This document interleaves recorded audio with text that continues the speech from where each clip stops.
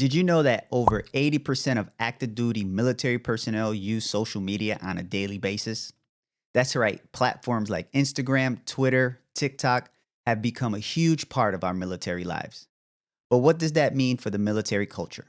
Today, we're getting into how social media is reshaping communication, camaraderie, and even the perception of service members in the modern day world. Roger Sarnt.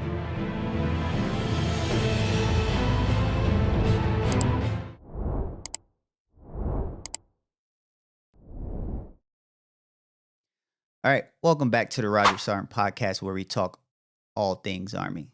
And I'm your host, Sarnt Cruz. In today's episode, we're going to give a look into the growing influence of social media on the military culture itself. So, whether it be from troops connecting across the world or to shaping like public narratives, I think social media is no longer a pastime for the troops that are bored in a regular cough on a day to day basis. So, it's a force. Yeah, let's call it a force. It's a force that affects service members, like their lives, how they interact, even how they operate on a daily basis, right? So, but with new power comes challenges, responsibilities, and definitely major shifts in military traditions. Kind of like what Biggie said back in the day: "More money, more problems." But whatever. All right, let's go ahead and break this down. So there's social media in itself is a double-edged sword, right? At least in the military. I think we can agree to that. So while it does help bring a sense of community and makes communication a lot easier, because we all get those texts after 1800, it also brings up like some serious concerns. And if you're a texter after 1800, rethink your strategy. Nah, I'm being a hypocrite because I do them too. All right. So I'm talking about the good old OPSEC, right? Operational security, those OPSEC violations. So apparently, they are kind of like there's a rise in those issues, right? Like with unintentional type leaks and of sensitive information, it's happening a lot more frequently. So additionally, there's like a huge spread of misinformation that's gonna or it can impact like public opinion and definitely internal morale. So consider this. Um, let's imagine a troop who posts an innocent picture while deployed in a public location, right? So now, without realizing it, they could have revealed their unit's position. Ultimately, it's going to put lives at risk, right? We could agree to that. But on a broader scale, viral misinformation about the military, um, about like our actions, particularly, it can stir up unnecessary controversies or even cause like some type of diplomatic tension. So, you know how they say like a picture is worth a thousand words? So, I think this can also be true based on perception. Even though, even though, I want to stress this, it's not reality, the news doesn't need it to be real to run with it. Um, or those who are looking on social media, they don't need it to be real. They can just go ahead and get their own opinion. They formulate it, and now they're gonna make a video on top of that. Or a lot of times, what happens is someone will take a video and they'll screenshot it or screen record it, and then they'll do like a reaction to it, right? And I remember on TikTok there was one in particular about I think they were like cooks. I think they were cooks, and they did some dance challenge, right? And they were kind of I guess they were twerking or something like that, and that hit TikTok, and people just started just getting it in and formulating their opinions, right? Um, these are the examples of what social media like how it can be like a double-edged sword, if you will. But in reality, like we do have to understand that it's not all bad, right? It's not all bad. Like social media itself, I keep bumping the table. So social media is it's also revolutionizing like the military culture in some good ways. In some good ways. So I'll give you some examples, and we'll start off with recruitment strategies. Right, the military now, and for the past few years, they've been leveraging social media like to target recruiting campaigns. Like they're reaching younger audiences because those are the ones who are mainly on social media and the most influential. No, the most influenced. Right, because that's where they spend most of their time is scrolling through some type of app that they like the most. Right, so even though The Rock hornswoggled the hell out of us, but that's neither here nor there. But recruiters on social media, they're doing their thing. I'm not gonna lie to you. There's even some that they come up with like a whole rap video, a whole it they be all right. Like the lyrics be okay. I enjoy it, but that's how far we're going. That we got to get down to like the level of the recruit potential recruits that we're trying to reach, right? And music is a way. So, and then we have then there's camaraderie and support. And I think social media platforms help service members stay in touch with their families, right?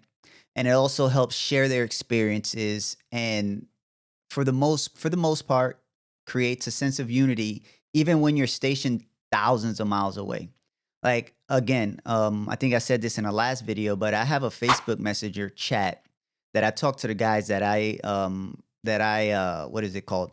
I instructed with them from like 2017 to about 2020. That was my block of time of instruction, right? That was my duty time, and that was in Grafenberg, Germany, at the Seventh Army NCO Academy.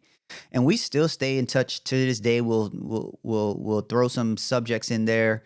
We'll get all rowdy about it, and then we'll just whatever it is, we'll just talk. Right? We'll stay in communication. Even though I don't know if they banned me or if they found a way to kind of like not allow me to find them when I want to share something, because I stay sharing like either a meme or video that I find funny, kind of like that. Like, you know what? Now that I think about it, my mom does this to me. Anything she finds cute, adorable, she sends it to me. I wonder if I'm getting to be like my mom, like if I'm getting old. I think that's I just realized I I'm that old dude, right? That's sending all these memes and stuff that I find funny.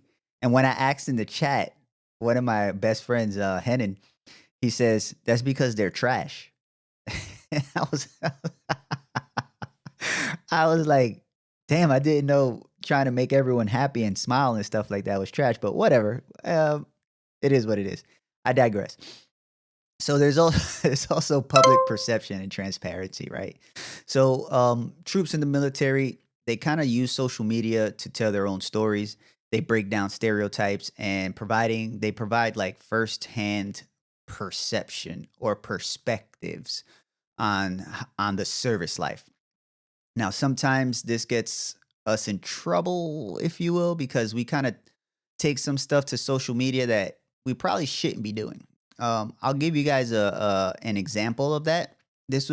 Actually this was when I was an instructor. There's a Facebook wife page, right, or Army wives, whatever it is, right, in that general area. I know there's many of them other places, but there's a Facebook page that's specifically for Grafenbeer for the wives. And this wife, particularly, I think she was a wife of a staff sergeant. I remember either a sergeant or a staff sergeant, one of the two, but it was an NCO. So she slammed the command team. Something happened. I can't remember. Something happened. She slammed them on Facebook, and less than a month later, she and the kids were eroded back to the states. So there are some things that there are different ways that we need to approach them, and not everything goes on social media. I know for a while we would say, "Oh, Facebook is fake. It's not real life, whatever it is." But when you put real life things on Facebook, then or on social media, then now it becomes real life. right? Because someone is going to react to it. And sometimes we're at the short end of the stick when we get reacted to because we're in the military and we have superiors. And if you, as a spouse, and this is male, female spouse, you can say whatever you want. You're right. But you do have kind of like a DOD ID number or a dependent ID number. So that makes you kind of like a part of the military. So you can't just say what you want and not have repercussions. And this happens to troops every single day. All right. So, but I will say that when it comes to social media, we've come so far that the Army itself has a EA Sports team and social media influencers that are in uniform who are trying to bridge the gap like between the military life and civilian understanding. So this ultimately makes serving feel more like accessible to the general public, but most importantly, more relatable. Do me a favor real fast. Like, subscribe, and hit that notification bell. So next thing I want to say is like one of the most, I guess, the most profound shifts that came when service members started using social media was to document like in real time events. Like they did a whole bunch of like humanitarian efforts and active conflicts like that were being posted. And there's like a recent case of that involved like deployed people using the platforms to highlight conditions that are on like in real time conditions that they're on the ground like there. And that kind of like it challenges like the mainstream media, like the narrative, and it gives like the world an unfiltered look at military operations, right? At what we're doing. But I think the question is, does does this help or does this hurt like the military itself, right? That's I think that's the debate that we need to have, because I do remember this one time we were in Poland, right?